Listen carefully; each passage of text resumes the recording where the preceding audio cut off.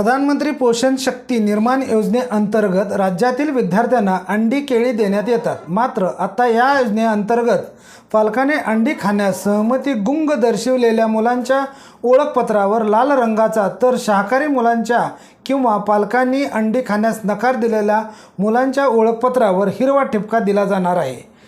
तसेच शाळेतील 40% विद्यार्थ्यांनी अंड्याऐवजी केळीची मागणी केल्यास त्या शाळेतील सर्व विद्यार्थ्यांना केळी किंवा अपवादात्मक स्थिती स्थानिक फळ दिले जाणार आहे। शालेय शिक्षण विभागाने याबाबतचे परिपत्रक प्रसिद्ध केले।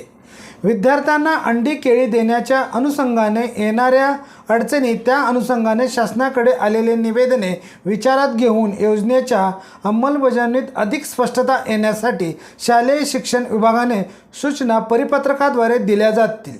राज्यातील अनेक नागरी भागात इस्कॉन संस्थेअंतर्गत असलेल्या अन्नामृत फाउंडेशन अक्षय पात्र या संस्थेमार्फत केंद्रीय स्वयंपाकगृह प्रणालीद्वारे तयार आहाराचा पुरवठा करण्यात येतो।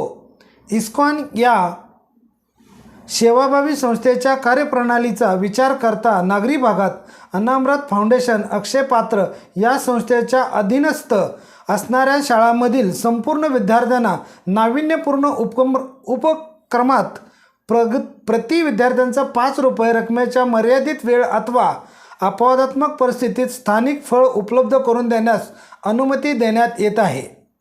नागरी भागात केंद्रीय स्वयंपाकगृह प्रणालीमार्फत तयार आहाराचा पुरवठा महिला बचत गटामार्फत करण्यात येतो।